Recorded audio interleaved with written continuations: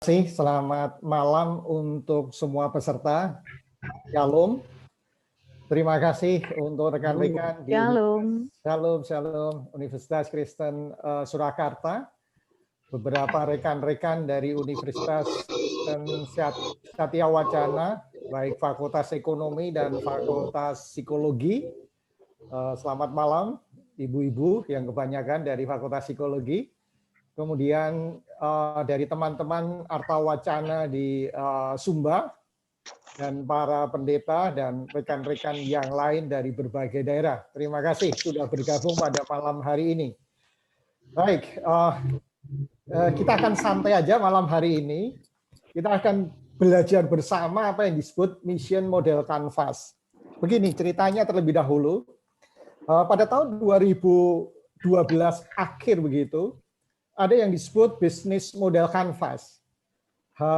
Baru masuk di Indonesia, kemudian salah satu lembaga yaitu PPM Management mendapatkan satu kehormatan untuk bisa menerjemahkan buku itu dan kemudian melakukan pelatihan. Tahun 2012 itulah saya mendapat kesempatan pertama kali untuk belajar tentang bisnis canvas model bersama dengan 20-an chief executive officer. Enggak perlu ditampilkan, Ibu, enggak perlu ditampilkan. Tolong ditutup aja. Enggak perlu ditampilkan. Oke. Jadi Bu Maria, mohon tidak perlu ditampilkan. Oh iya, maaf ya. Ya, nanti saya operasikan sendiri. Jadi tahun 2012 saya belajar banyak dan kemudian mendapatkan tugas untuk mengimplementasikan bisnis canvas model itu ke beberapa perusahaan. Dan cukup menarik Bapak Ibu. Cukup menarik kalau kita bisa bertemu. Sehingga kita bisa menemukan tiap titik-titik di mana kita bisa mengeksplorasi diri, ide-ide kita yang bisa kita kembangkan. Nah, hari ini karena waktu yang tidak banyak, maka saya mengambil keputusan tidak saya bagi 2 sesi, tetapi saya akan menjelaskan 9 tahapan itu seperti apa, baru setelah itu kita akan diskusi. Jadi setelah itu akan diskusi, supaya Bapak Ibu punya sebuah rangkaian berpikir yang genap, gitu, yang sempurna, sehingga kita baru berdiskusi. Itu gambarannya. Kemudian setelah itu berkembang di Indonesia, dan sebetulnya bisnis canvas model itu sudah dipakai oleh beberapa lembaga yang kemudian muncul nama Mission Model Canvas. Salah satunya adalah lembaga intelijen di Amerika, lembaga-lembaga non-profit, WHO, dan yang lain di lingkungan PBB, itu sudah mengenalkan Mission Model Canvas. Nah, ini sangat menarik karena Mission Model Canvas tidak seperti Business Model Canvas yang ujung-ujungnya adalah financial, yang ujung-ujungnya adalah profit, yang ujung-ujungnya adalah uang.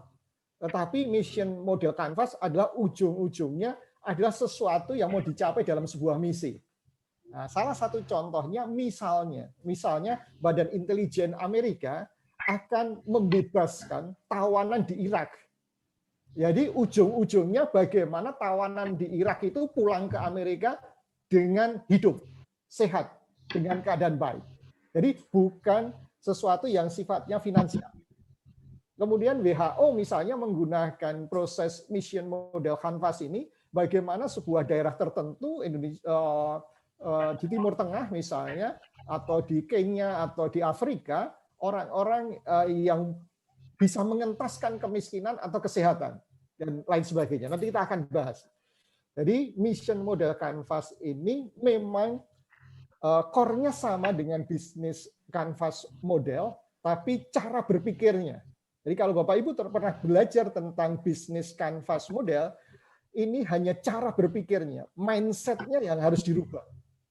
Karena ketika mindset-nya sudah dirubah, maka nanti Bapak Ibu akan mengisi kolom-kolom yang ditampilkan dalam 9 step itu juga akan berubah.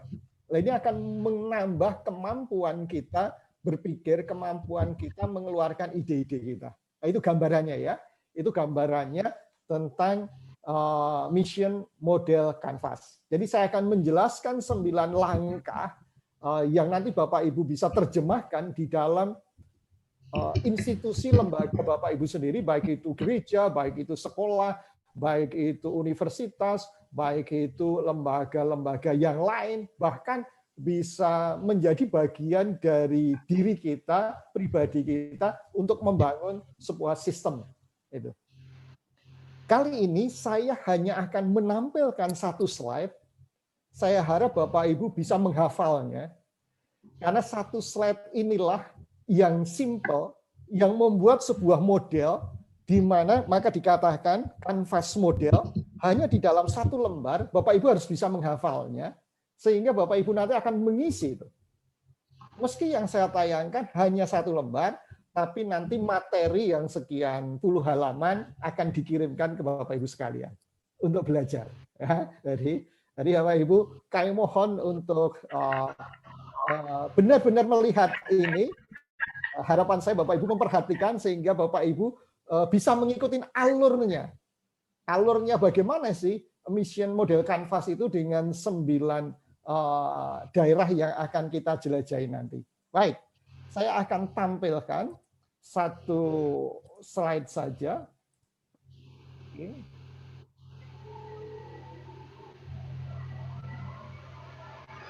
Oke, Bapak Ibu bisa lihat. Jadi ini satu slide aja, coba Bapak Ibu lihat, kalau terpaksanya Bapak mau Ibu foto dulu silahkan. Bapak Ibu mau foto dulu silahkan, karena saya hanya akan menampilkan satu slide ini selama presentasi saya. Jadi mission model Canvas ini ada 9 ruang atau 9 titik yang Bapak Ibu sudah harus ada di dalam pikiran Bapak Ibu. Nah, 9 titik itu adalah antara lain, jadi value, mohon dapat ditutup, yang lain mungkin Bu Maria bisa ditutup. Iya. Gimana Pak? Suara Ibu ditutup. Oh iya. Yang pertama adalah value proposition. Jadi Bapak Ibu lihat dulu value proposition, itu yang pertama. Jadi ada 9 yang Bapak Ibu bisa hafalkan. Yang kedua adalah buy-in and support. Buy-in and support. Yang ketiga adalah beneficiaries and stakeholders. Itu yang di sebelah kanan. Itu ada, jadi ada 1, 2, 3. Kemudian di bawahnya buy-in and support ada deployment. Ya, jadi ada sebuah rangkaian yang ada dalam pikiran Bapak Ibu, sebuah gambar yang mudah diingat. Kemudian di sebelah kiri ada key resources, ada key activities, dan key partners. Oke. Nah, jadi itu sudah ada 7 titik, 7 ruang yang ada dalam pikiran kita. Kemudian di bawahnya ada 2 ruang, yaitu mission budget dan mission achievement. Ya. Jadi Bapak Ibu ini sudah harus tergambar di dalam pikiran kita, tergambar di dalam otak kita. Ada 9 ruang yang nanti akan menjadi model kita supaya kita bisa menjalaninya. Oke, jadi sekali lagi, value proposition, buy-in and support, kemudian beneficiaries and stakeholders, kemudian deployment, ada satu ruang. Kemudian di sebelah kirinya ada key resources, kemudian key activities, dan key partners. Oke. Yang bawahnya adalah mission budget, kemudian mission achievement. Baik. Bapak Ibu sudah mudah menghafalnya, kerangka berpikirnya, Bapak Ibu ingat baik-baik. Saya akan tutup. Sebentar. Tentu lebih enak melihat saya daripada melihat slide tadi. Ya, Bu Megawati, selamat malam dari jauh-jauh. Ya. Oke, lebih dekat ke Singapura daripada ke Solo ya, Bu Megawati. Jadi, Bapak Ibu, tadi sudah punya konsep itu. Mari kita akan, sebelum memasuki konsep itu, yang pertama-tama diingat adalah, ini yang penting banget sebelum kita masuk di dalam sebuah proses. Yaitu setiap Bapak Ibu, baik secara pribadi maupun secara lembaga, Bapak Ibu harus memiliki yang disebut mission. Oke. Bapak Ibu sudah harus memikirkan apa mission Bapak Ibu sekalian, lembaga Bapak Ibu, hidup Bapak Ibu. Gitu. Kalau Bapak Ibu berada di gereja, mission apa yang ada di dalam gereja Bapak Ibu? Ini sudah harus tertuang terlebih dahulu sebelum memasuki 9 tahap tadi. Contohnya begini. Hati-hati karena orang seringkali keliru antara visi dan misi. Nah, ini seringkali keliru. Jika rekan-rekan memiliki sebuah pernyataan visi, saya katakan visi terlebih dahulu, misalnya, agar tidak ada anak yang mengalami kelaparan. Jadi visinya agar anak tidak ada yang mengalami kelaparan. Atau visinya agar anak di seluruh Indonesia tidak ada yang buta huruf. Atau visinya agar apa sajalah yang Bapak Ibu sesuai dengan konteks Bapak Ibu, di mana Bapak Ibu berkarya. Kalau itu visinya, maka misinya adalah tadi menyediakan makanan yang terjangkau bagi siapapun yang membutuhkan. Menyediakan tempat pembelajaran untuk siapapun. Sehingga tadi untuk menuju kepada visi tersebut. Jadi misi ini harus ada dan harus benar-benar dipahami. Misi ini harus benar-benar dapat dihidupi oleh seluruh tim yang ada. Jadi sekali lagi, misi ini harus hidup. Kalau Bapak Ibu berada di sebuah universitas, harus dihidupi seluruh sivitas akademika. Kalau Bapak Ibu di gereja, harus dihidupi seluruh warga gereja. Kalau Ibu ada di sekolah, Bapak Ibu harus dihidupi di dalam lembaga sekolah itu. Jadi sekali lagi, misi ini yang akan mendorong kita nanti untuk melangkah ke 9 tahapan. Jadi jangan sampai kalau nanti saya bicara bisnis, itu bukan soal finansial. Bisnis itu kegiatan. Ya, kalau saya bicara soal bisnis, adalah soal kegiatan. Jika sampai bisnis Bapak Ibu gagal misinya, karena masih ada, kalau tadi misinya tentang agar anak-anak tidak ada yang kelaparan, maka jangan sampai bisnis Bapak Ibu gagal misinya karena masih ada anak-anak yang lapar. Jangan sampai bisnis Bapak Ibu gagal karena masih ada anak-anak yang tidak bisa sekolah. Jangan sampai bisnis Bapak Ibu gagal misinya karena masih banyak orang remaja, pemuda yang tidak bisa melanjutkan S1. Nah, jadi paham ya Bapak Ibu? Jadi itu harus menjadi kerangka berpikir kita. Nanti kalau Bapak Ibu, saya tidak promosi. Kalau Bapak Ibu ingin lebih dalam tentang itu, nanti baca buku saya yang disebut Checkpoint. Itu sangat dalam, sangat detail, baik itu memahami sebuah misi, visi dalam sebuah organisasi, dan bagaimana visi misi itu menggerakkan organisasi itu. Jadi silahkan nanti Bapak Ibu bisa baca di buku saya Checkpoint. Oke. Ketika kita sudah memiliki misi itu, mission itu sudah dihidupi, maka langkah yang kedua adalah kita harus memiliki values. Values, nilai di dalam organisasi kita.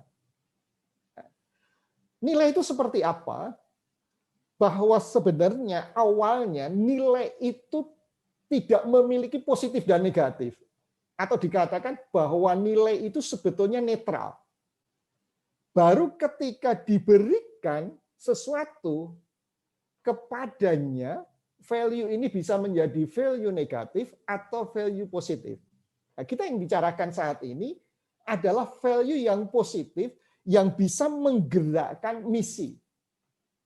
Sehingga Bapak Ibu tidak sembarang untuk sekedar memiliki value lembaga Bapak Ibu. Nah, menjadi catatan penting, meskipun misi Bapak Ibu, lembaga Bapak Ibu tidak berubah, values-nya bisa dirubah.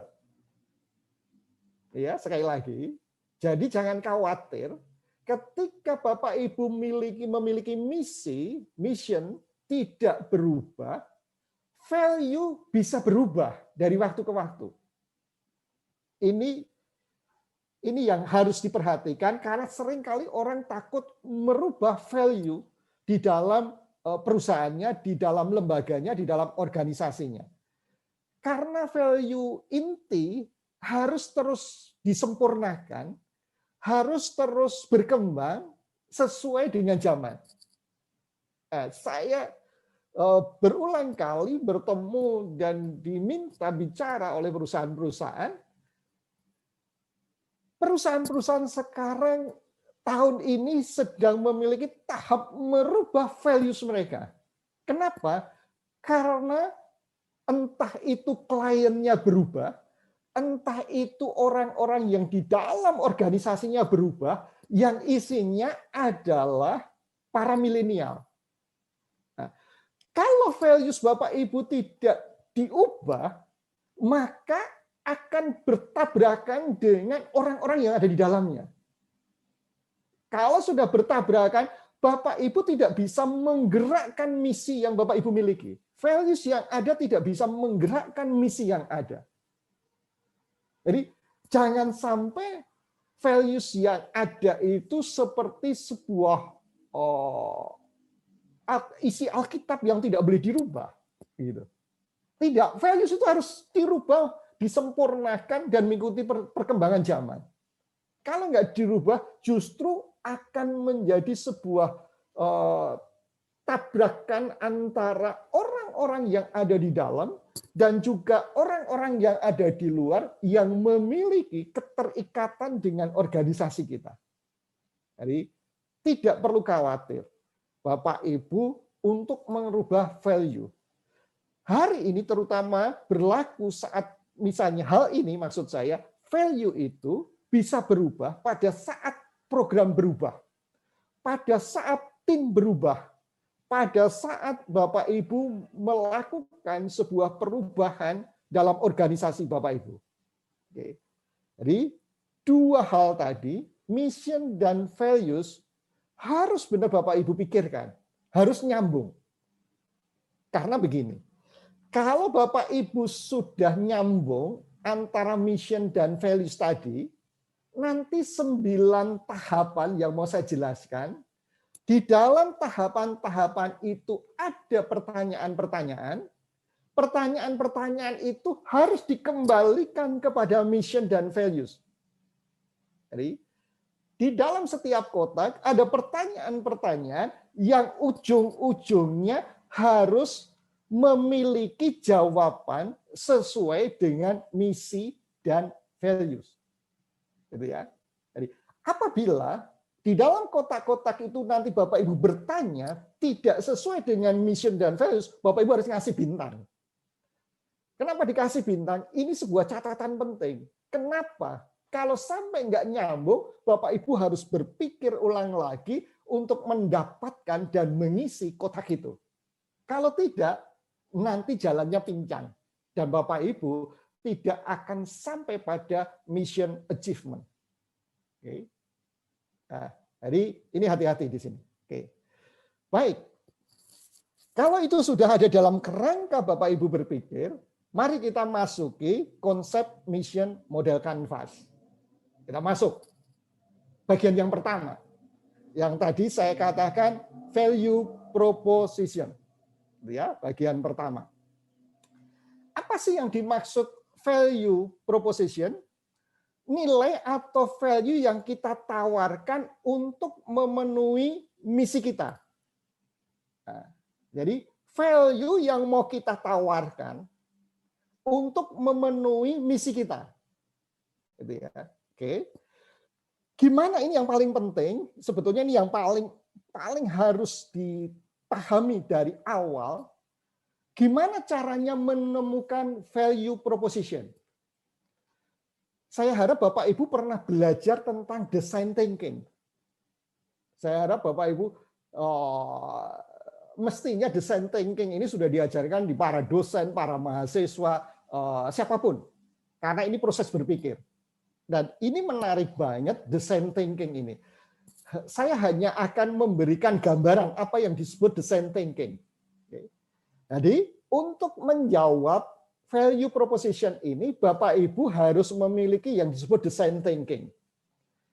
Apa itu yang disebut design thinking? Gampangnya begini Bapak Ibu. Ada tahapan design thinking itu adalah yang pertama, tahapan yang pertama itu empati. Empati. Jadi contohnya begini. Saya melihat ketika ada ibu-ibu mau bepergian, dia harus mendatangi pangkalan ojek. Gitu kan? Begitu ibu-ibu ini datang ke pangkalan ojek, di pangkalan ojek itu isinya laki-laki semua. Dan orangnya ngerokok, orangnya ada yang nggak santun. Bisa saja ibu-ibu ini takut, tapi terpaksa dia harus menggunakan transportasi mereka. Nah, kemudian ibu-ibu ini, yang kedua, ibu-ibu ini harus tawar-menawar. Harus tawar-menawar berapa biayanya untuk mengantar dia dari satu tempat ke tempat lain. Yang ketiga, ibu-ibu ini harus mengeluarkan uang yang punya risiko di dompetnya. Bisa saja ketika ngeluarin uang ada copet dan sebagainya. Ada risiko. Oke. Yang keempat, orangnya tidak dikenal. Sehingga punya risiko lagi, ya nanti kalau dibawa ke tempat yang benar. Nah, saya melihat kondisi itu, saya punya empati. Kok kasihan banget ya. Lihat ibu-ibu seperti itu. Oke. Kalau Bapak Ibu melihat kondisi di masyarakat ini, nanti Bapak Ibu harus cari ini.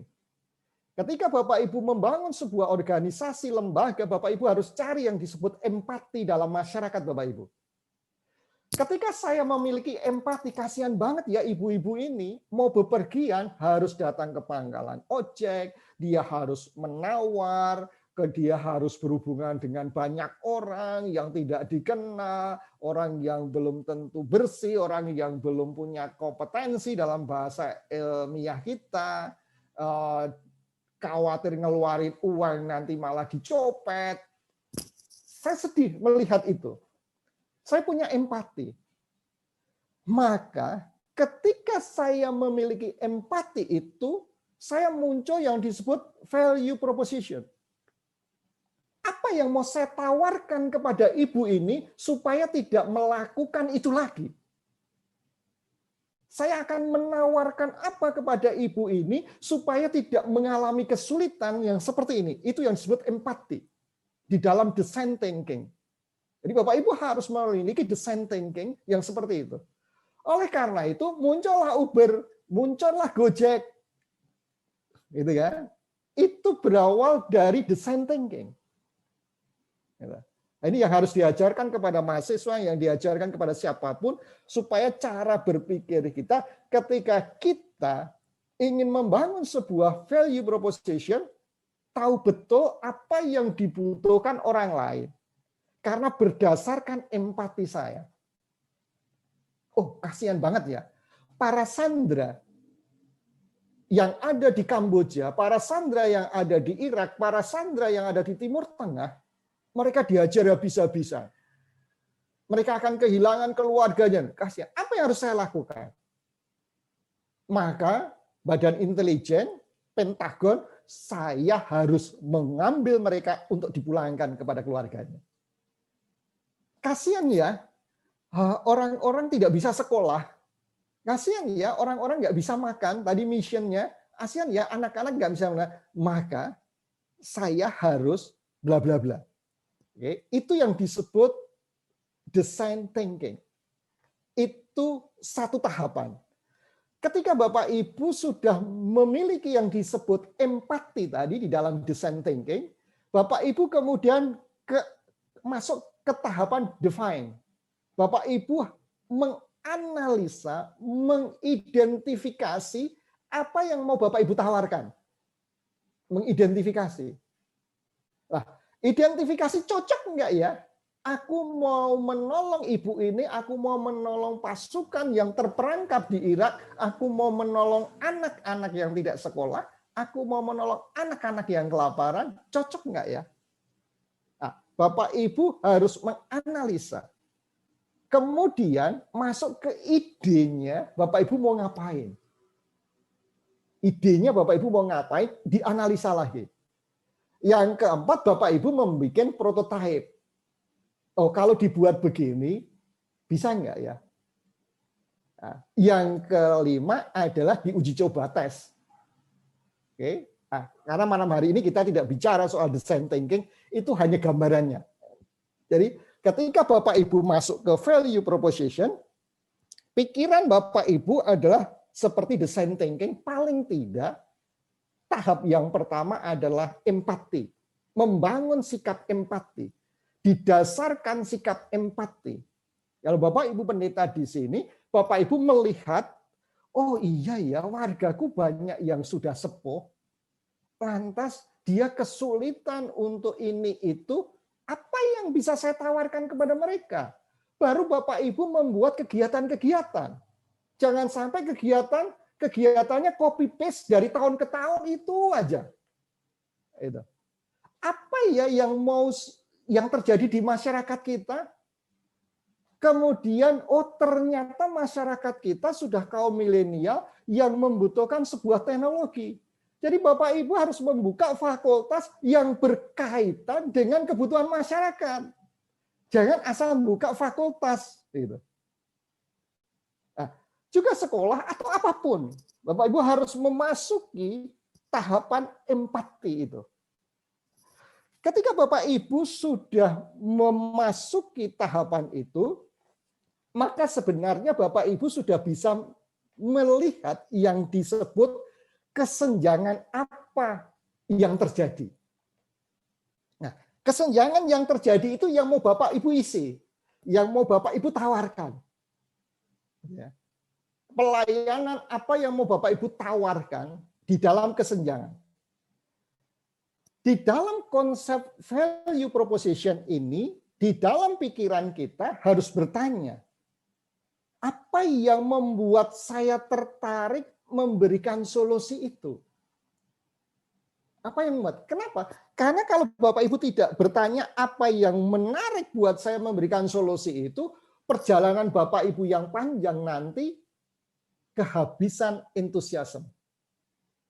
Gitu. Karena apa? Kalau nggak menarik Bapak Ibu, nggak akan memiliki antusias untuk mengerjakannya. Maka pertanyaan itu penting. Masalah apa yang mendorong saya mengeksplorasi diri saya dan memulai membantu itu, memulai kegiatan itu. Nah itu. Yang jelas bahwa saya tertarik untuk menyelamatkan para tawanan di Irak karena dia adalah bangsa Amerika. Kan orang Amerika kesombongannya seperti itu kan. Dia adalah bangsaku.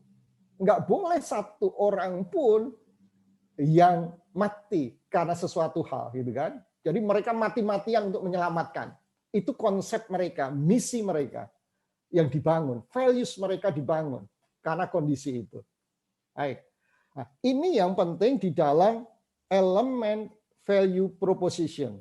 Nah, dalam memenuhi visi dan misi Bapak Ibu sekalian, program harus lebih dekat dengan akar masalahnya.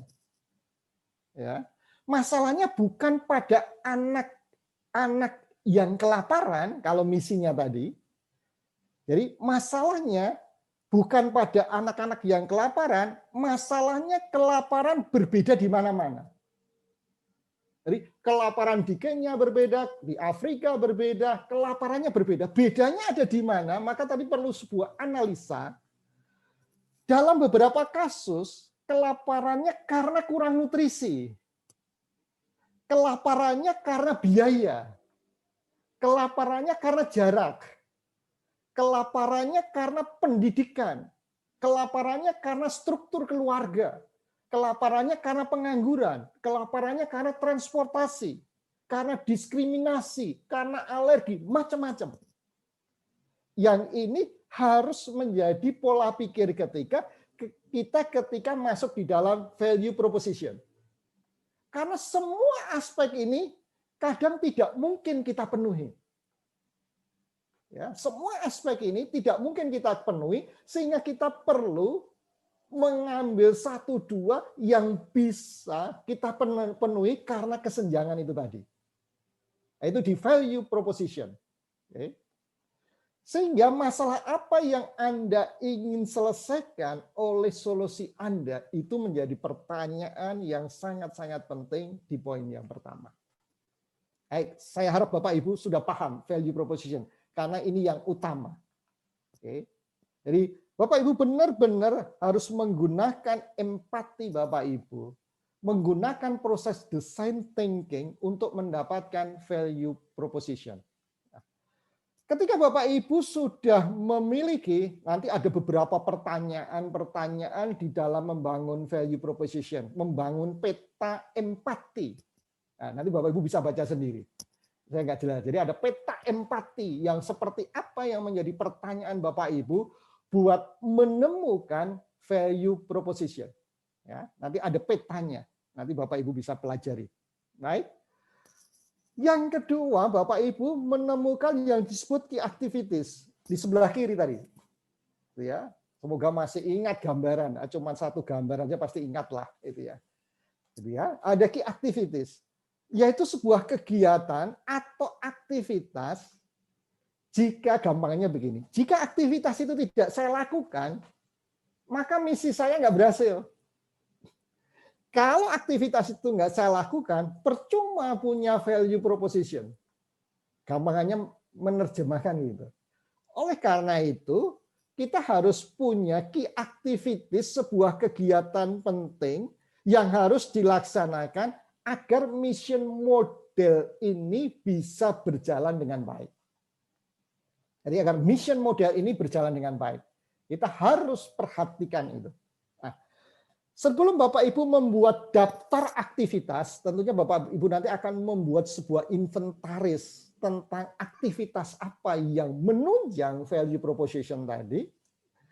Tulislah apa yang menurut Bapak Ibu membantu menyelesaikan masalah.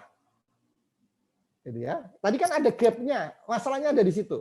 Ada sebuah masalah, misalnya saya contoh, ibu-ibu punya masalah mau pergi harus ke pangkalan. Ada masalah anak-anak kelaparan. Ada masalah tawanan yang tidak bisa keluar dari negara itu. Jadi sekali lagi, tuliskan apa yang menurut Bapak Ibu membantu menyelesaikan masalah.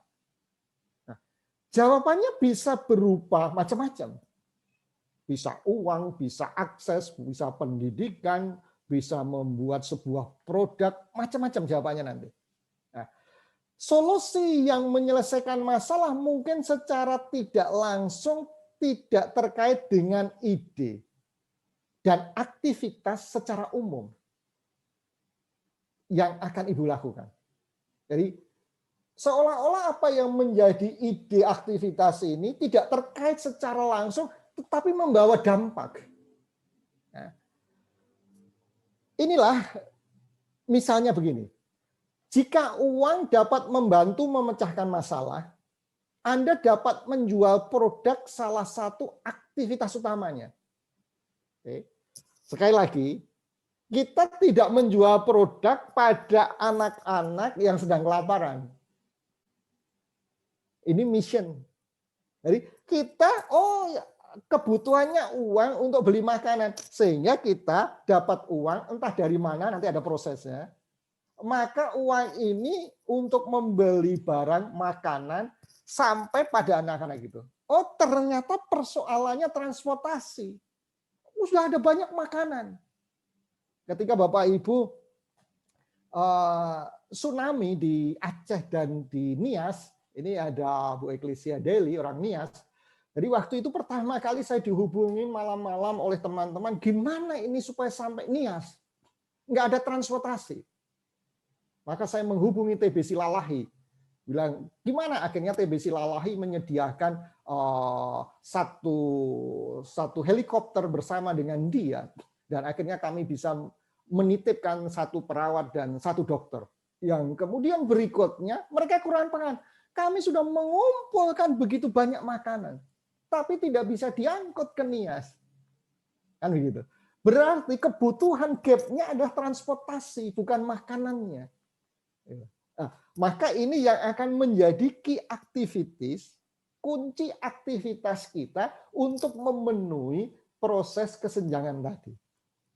Nah, Bapak Ibu, setelah menginventarisasi seluruh aktivitas itu, maka Bapak Ibu akan pilah-pilah satu persatu mana yang bahasa saya nendang terhadap proses misi itu. Sehingga mana meskipun tidak terlihat secara langsung terhadap orang lain, tapi nendang supaya misi itu, kesenjangan itu segera dapat diatasi.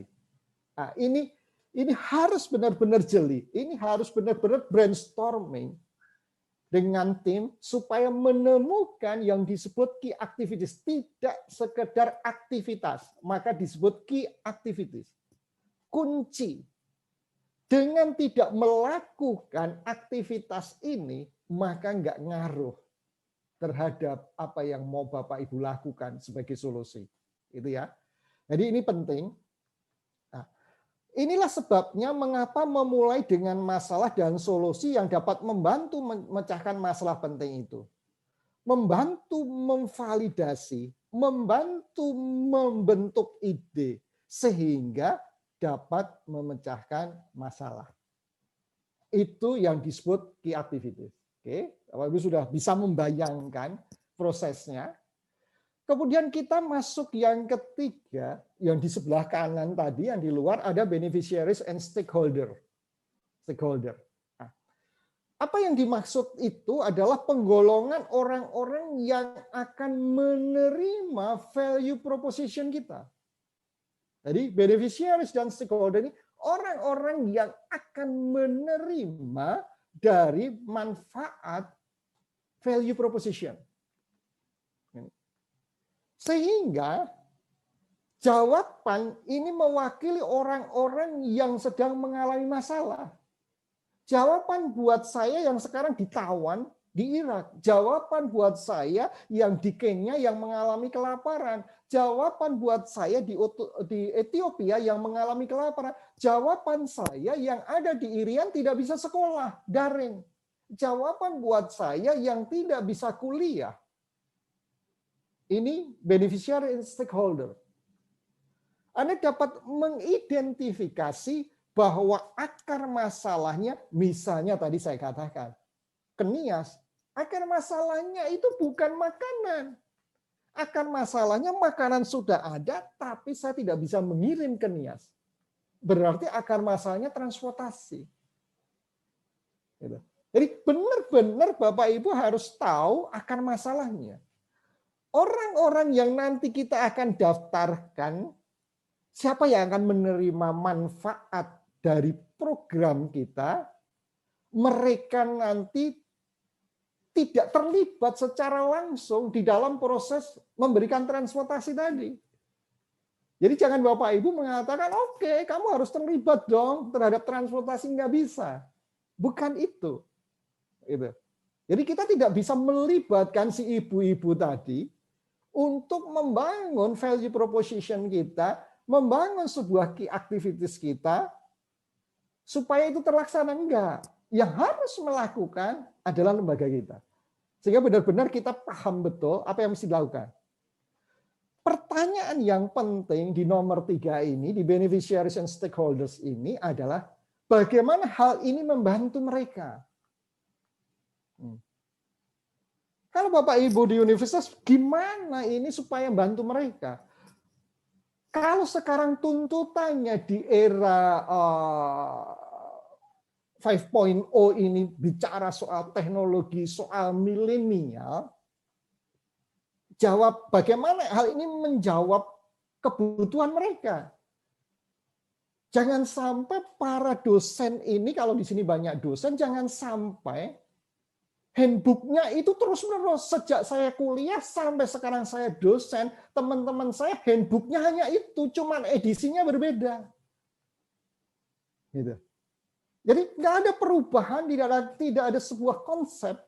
Kita belajar dan mau belajar, banyak yang tidak mau berubah. Banyak para dosen juga mengalami misalnya daring ini. Gitu ya. Nah, ini yang harus kita lakukan, bagaimana hal ini membantu mereka. Saya yang khawatirkan, Bapak Ibu, saya sudah bicara ke banyak orang yang saya khawatirkan, orang salah memahami work from home. Banyak orang, siapa yang salah memahami, nah ini tolong disampaikan ke banyak orang, yang salah memahami adalah orang-orang yang berusia antara 35 sampai 50 tahun. Di mana salah memahami? Banyak orang berpikir begini, mumpung work from home, Anda perbaiki hubungan Anda dengan keluarga Anda. Anda perbaiki kualitas waktu terhadap keluarga Anda. Yang kedua adalah karena ketidakmampuan pimpinan memberikan banyak PR segudang kepada karyawannya. Karena ketidakmampuan para guru memberikan PR segudang kepada murid-muridnya. Nah, ketika itu terjadi, yang pertama, orang, Bapak Ibu lihat di Facebook, Bapak Ibu lihat di Instagram, banyak karyawan yang usia 35 sampai 50 tahun mengisi hidupnya. Wah, karena kan ini harus dekat dengan keluarga. Mereka jalan-jalan, mereka di rumah hanya melakukan ini itu saja dan sebagainya. Coba lihat Bapak Ibu pendeta juga dalam konsep ini, apakah Bapak Ibu juga bingung melakukan hal itu? Nah, ini kalau benar-benar terjadi banyak orang, maka tahun 2021-22 orang-orang yang berusia 35 sampai 5 tahun ini akan mengalami kesulitan dalam hal pekerjaan, akan mengalami kesulitan dalam hal kegiatan. Kenapa? Kalau Bapak Ibu memahami atau mengetahui sebuah survei di mana pada saat ini anak-anak milenial setiap hari berusaha belajar dan belajar untuk menemukan gap yang terjadi di value proposition. Nanti di 2021-2022 akan muncul banyak sekali model-model bisnis baru. Itu yang sedang mereka kerjakan. Dan orang-orang yang tidak mau belajar ini, dan Bapak Ibu, kalau Bapak Ibu dosen, yang tidak mau mengubah cara proses belajarnya dan isi materinya, maka para mahasiswa kita ketinggalan. Ini maka saya membangun sebuah bisnis yang berkaitan dengan milenial, hanya milenial. Jadi saya belajar dan saya mencoba mendalami tentang milenial. Hati-hati Bapak Ibu. Jadi jangan salah work from home ini. Bapak Ibu harus cerdas untuk mengisi work from home ini. Gitu ya. Nah, ini beneficiaries and stakeholder. Jadi bagaimana hal ini membantu mereka? Ini harus di dalam pikiran kita. Baik Bapak Ibu pendeta, baik Bapak Ibu pemimpin masyarakat, Bapak Ibu dosen, Bapak Ibu siapapun harus mulai bicara ini dan Bapak Ibu harus mulai memperbaharui. Yang keempat yang disebut yang tadi di bawah kanan value proposition ada yang disebut buy-in and support. Cara-cara yang bisa Anda gunakan untuk berkomunikasi dengan penerima manfaat. Kata kuncinya adalah cara kita menjangkau mereka.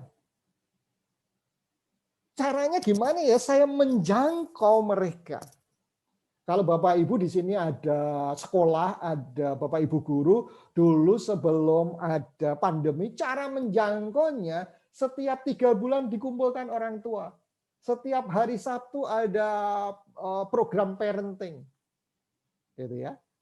Nah, itu adalah cara menjangkaunya. Kalau saya dulu bekerja di otomotif, maka ada 1 hari libur, cara menjangkaunya mengumpulkan orang-orang yang suka terhadap otomotif dan kemudian jalan bareng, mancing bareng, dan seterusnya.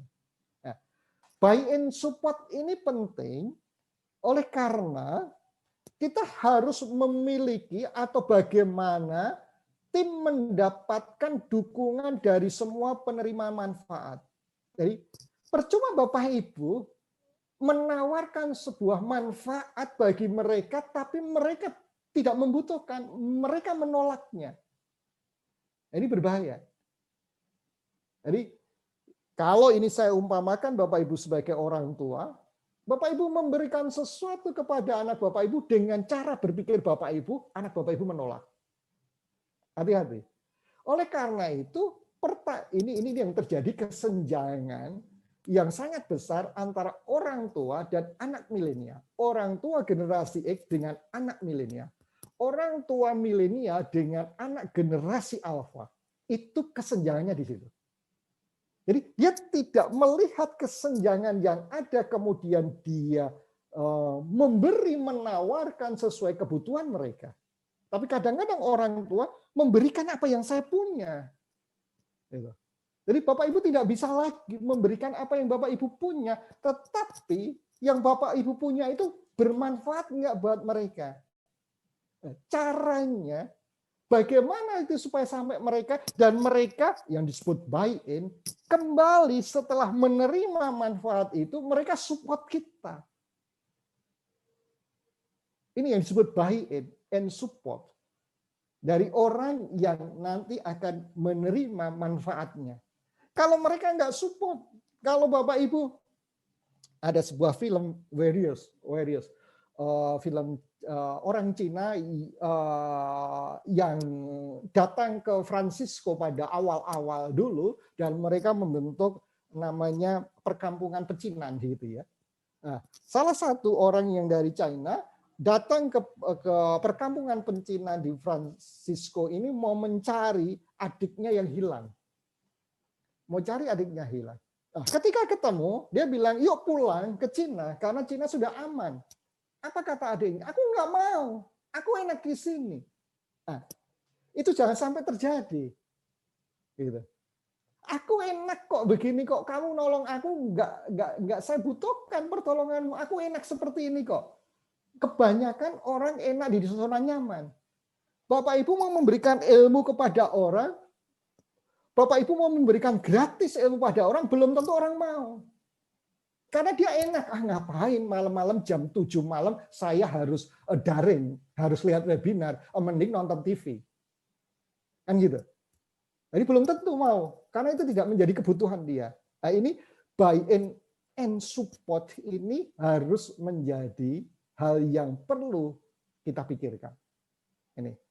Apa harapan orang lain penerima manfaat, bagaimana kita akan terlibat dengan mereka dan membuat mereka tetap terlibat dari waktu ke waktu. Kalau mereka terus terlibat, berarti buy-in and support sudah terjadi. Gitu. Jadi itu tandanya. Kalau itu mereka terus-menerus terlibat dan senang terlibat, maka buy-in and support terjadi. Jadi kalau di organisasi Bapak Ibu yang bergerak, Bapak Ibu orang lain digerakkan nggak mau, karena nggak butuh ternyata, ya sudah Bapak Ibu tinggalkan aja. Karena ternyata bukan kebutuhannya itu. Sehingga capek sendiri kita melakukan. Mereka enak di zona nyaman kok, mereka enak begitu kok. Oh, mohon maaf. Banyak sekali yang terjadi kalau ini Bapak Ibu banyak komunitas Kristen, sekolah-sekolah Kristen hancur. Hilang. Karena orang-orang pada waktu itu di dalam kondisi zona nyaman, oh gini aja kok, enak kok, nggak masalah kok, nggak peduli kok gitu. Nah, ketika mau dibantu pun mereka nggak mau, saya nggak butuhkan itu kok, gitu. Karena mereka sendiri tidak tahu sebetulnya apa yang harus dilakukan. Nah, ini buy-in and support ini sangat-sangat membuat kita berantusias karena klop antara yang dibantu dan yang membantu. Oleh karena itu saya katakan dengan tegas, kalau Anda membantu orang tidak terjadi buy-in support, sudah tinggalkan. Gampangannya gitu. Karena Anda akan kehilangan energi. Yang kedua, kalau sampai nggak bisa connect dengan yang dibantu, Anda perlu cari jalan lain lagi. Apa yang perlu kamu butuhkan gitu? Oh, yang saya butuhkan bukan makanan, duit. Oke, saya nggak punya duit. Maka biar orang lain yang membantu. Gitu. Karena Anda punya keterbatasan. Misi Anda adalah memberi makanan, bukan memberi duit. Misi Anda adalah memberi obat-obatan, bukan memberi duit. Jadi konsepnya sudah berbeda. Jadi Anda bisa lemparkan pada orang lain. Nah, ini ya, Bapak Ibu penting. Buy-in and support. Oke, saya lanjutkan. Nggak apa-apa, lebih 1 jam, nanti Bapak Ibu bisa belajar di rumah sendiri. Kalau nanti ingin discuss dengan saya, bisa menghubungi saya kapan aja. Yang kelima adalah deployment. Deployment bahasa umumnya adalah gimana kita cara menyebarkan, penyebaran. Cara kita menjangkau penerima manfaat. Tidak terbatas pada hanya distribusi. Tapi juga hal yang lain, sehingga misi kita dan penerima manfaat itu bersentuhan. Deployment. Gitu ya. Itu yang dimaksud deployment. Jadi, cara organisasi berkomunikasi dan menyampaikan value proposition yang dijanjikan. Ini loh, jangan sampai miskomunikasi terhadap value Anda yang akan Anda bawa kepada penerima manfaat. Nah, bagaimana cara kita menjangkau mereka supaya value proposition ini dapat sampai mereka?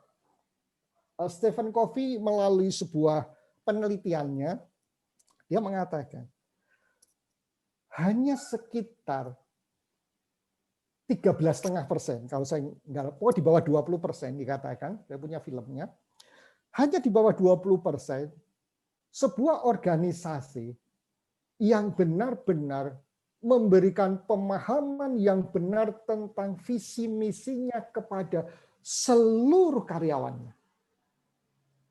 Sekali lagi, hanya di bawah 20% seorang leader memberikan pemahaman yang benar tentang visi misi organisasinya kepada seluruh anggota organisasi.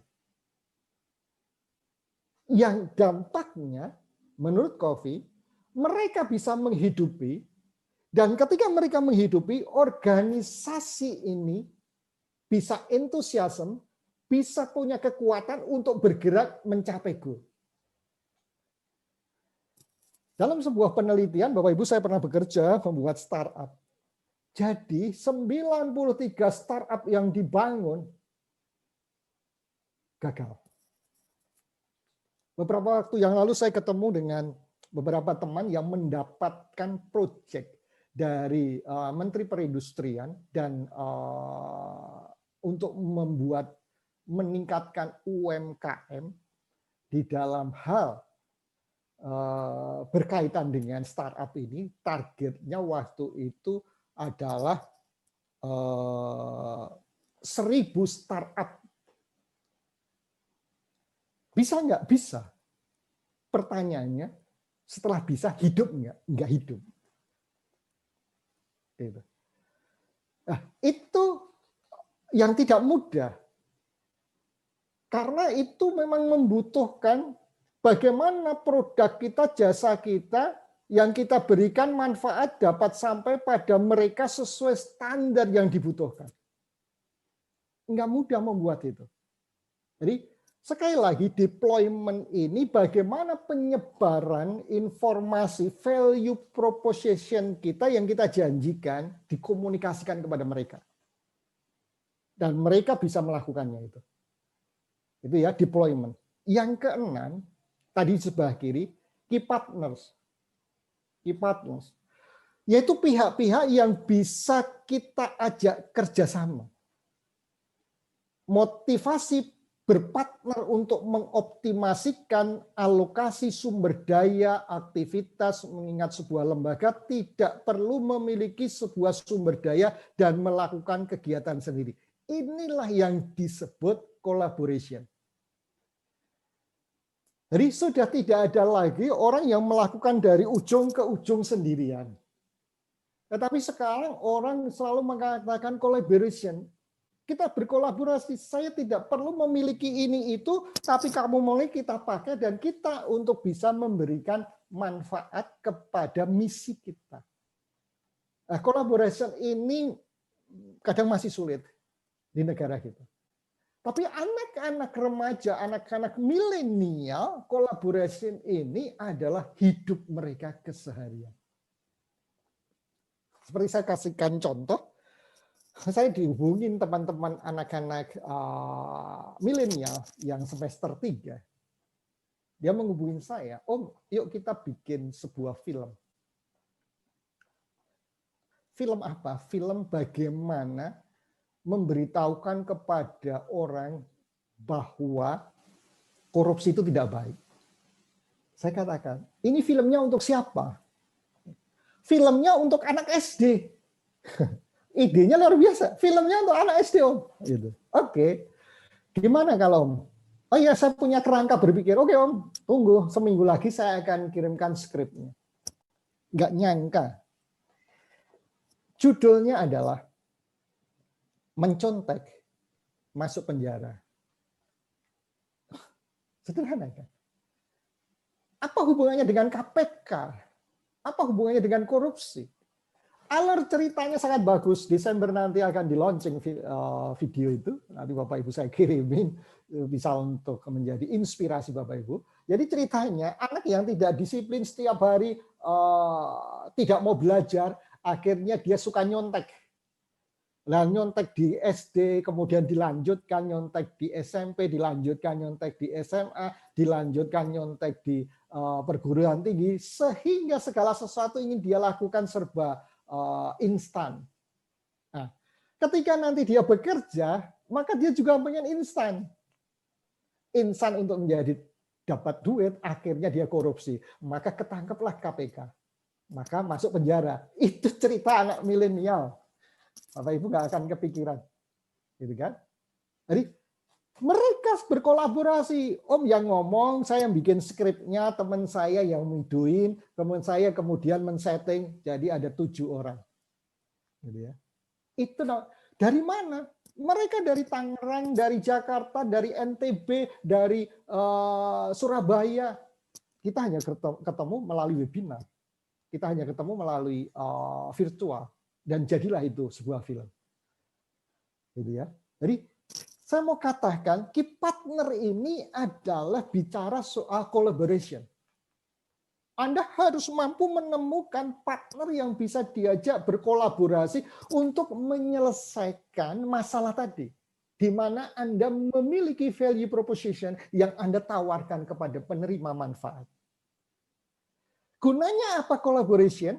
Gunanya adalah mengurangi risiko organisasi Anda. Gunanya apa? Mengakuisisi lembaga lain untuk meningkatkan kinerja lembaga Anda. Bisa itu terjadi.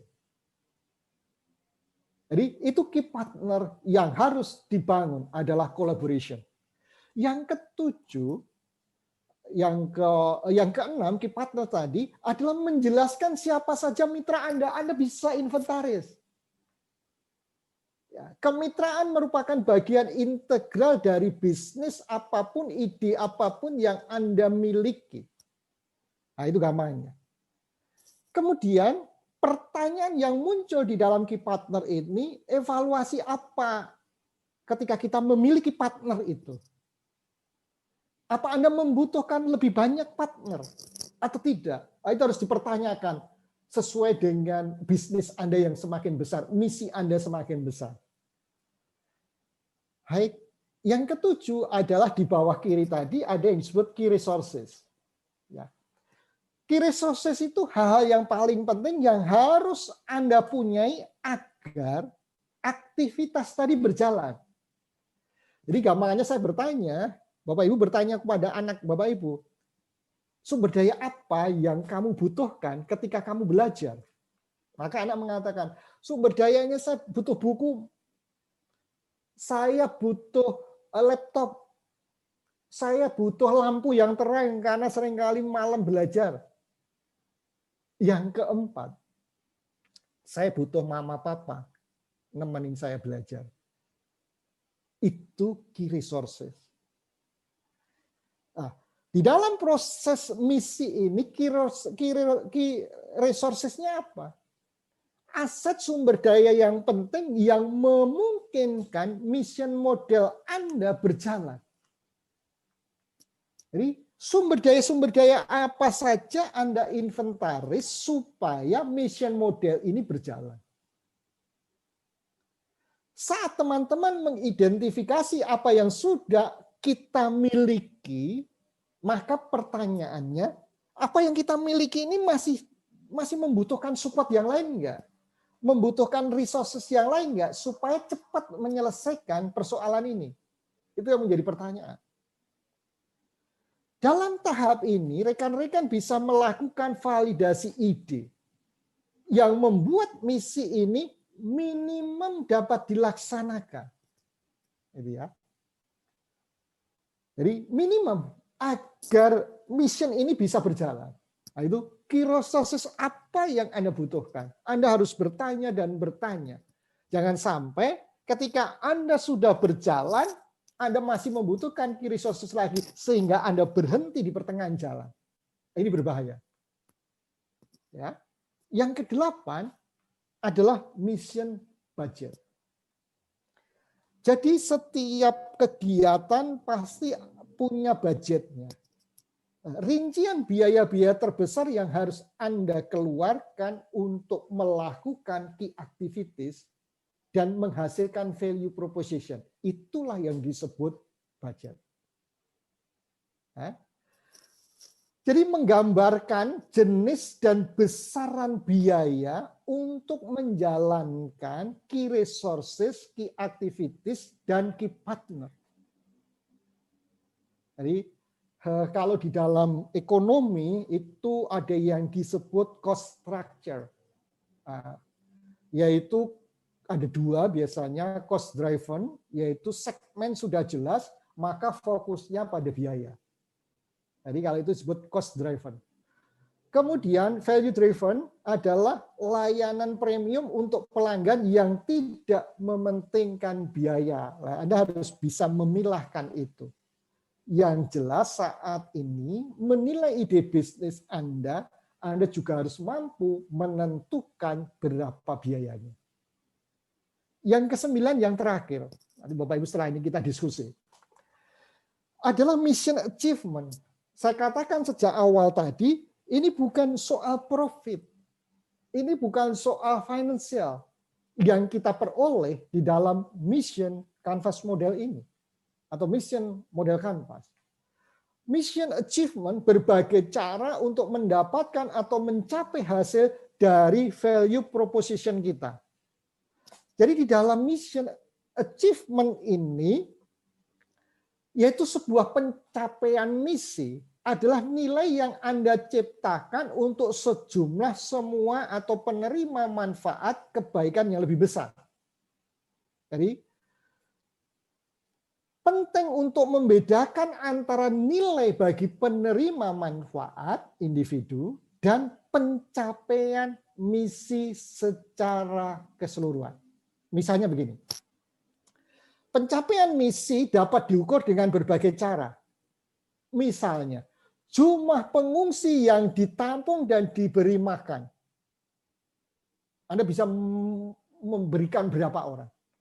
Jumlah orang yang bisa diselamatkan dari Irak. Jumlah orang yang bisa diselamatkan karena adanya nutrisi yang kita berikan. Jumlah orang yang bisa diselamatkan dengan memberikan vaksin COVID. Nah, inilah yang dipakai WHO untuk membangun sebuah siklus sistem di dalam dia menyelesaikan persoalan-persoalan yang terjadi yang berkaitan dengan kesehatan. Jadi, jumlah serangan cyber yang dicegah, peningkatan pengawasan target fungsi sensor, tidak ada satupun dari ini diukur dalam dolar atau rupiah. Sekali lagi, dalam mission canvas model ini, ada mission achievement tidak diukur dalam bentuk dolar atau rupiah, tapi diukur dalam sebuah pencapaiannya. Hanya pencapaian misi jika memberikan nilai kepada penerima akhir atau end user Sehingga kalau Bapak Ibu menjadi seorang guru, end user-nya adalah siswa. Bapak Ibu harus lihat pencapaiannya. Kalau Bapak Ibu seorang dosen, end user-nya adalah mahasiswa. Kalau Bapak Ibu organisasi non-profit yang di bidang kesehatan, end user-nya adalah orang-orang yang membutuhkan kesehatan itu. Nah, ini gambarannya tentang mission model Canvas. Jadi saya harap Bapak Ibu sudah bisa membayangkan ada 9 tahapan. Sebelum masuk 9 tahapan, Bapak Ibu harus menentukan mission dulu. Yang kedua, Bapak Ibu harus menentukan values dulu. Baru itu masuk. Setiap tahapan selalu Bapak Ibu tanya, ini nyambung nggak ya dengan misi dan value saya? Kalau nggak nyambung, kasih tanda merah. Perlu direnungkan lagi, perlu brainstorming lagi, perlu cari yang lain lagi. Jadi itu gambarannya tentang mission canvas model.